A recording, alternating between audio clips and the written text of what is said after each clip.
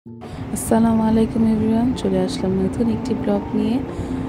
চলুন আজকের ব্লগটি শুরু করি। প্রথমেই ফ্রেশ হয়ে নিলাম। এখন চিয়া সিড আর একটা ডিম সিদ্ধ খাবো, সকালের নাস্তা। পাকের ঘরে যেয়ে দেখি আমার শাশুড়ি রান্না করছে, তাই তার কাছে একটু হেল্প করছিলাম।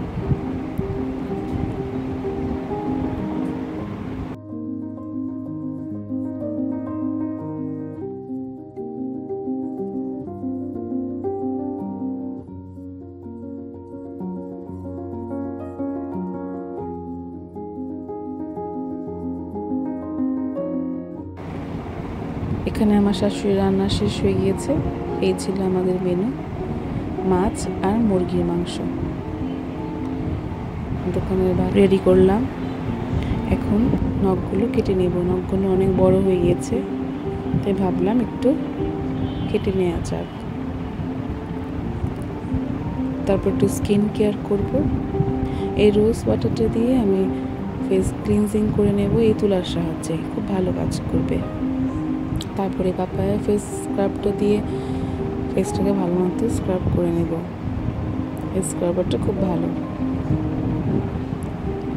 গোসলের শেষে এই সিরামটা দিলাম। একটু রেডি হয়ে নিলাম। এখন বাইরে ঘুরতে যাব। আজকে আমরা যাচ্ছি বাইরে, খুব সুন্দর একটি জায়গায়।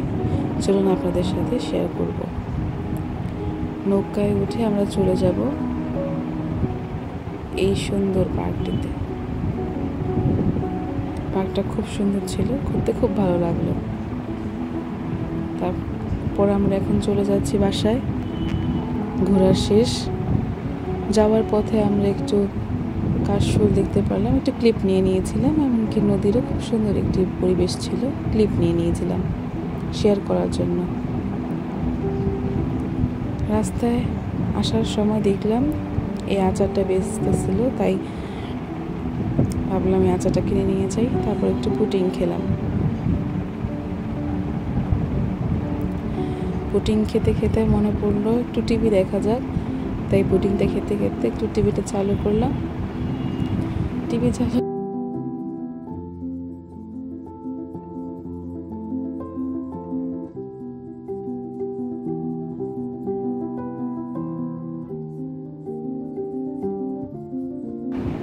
টিভিতে আমি আমার ব্লগ দেখছিলাম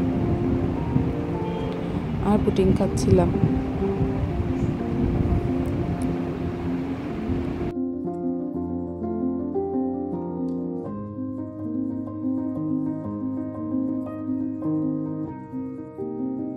টিভি দেখা শেষে একটু চা করলাম, সবাই চা খাবে এই জন্য।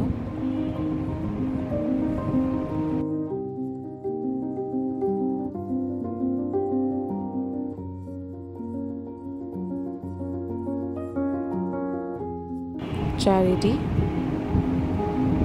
এখন ঘরের টুকটাক কাজ করে নেব।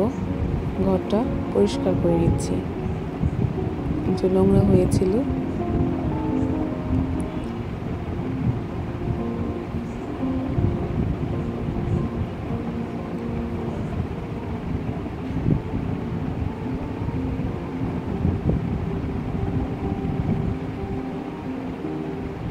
ঘরটা ঝাড়ু দিয়ে নিলাম।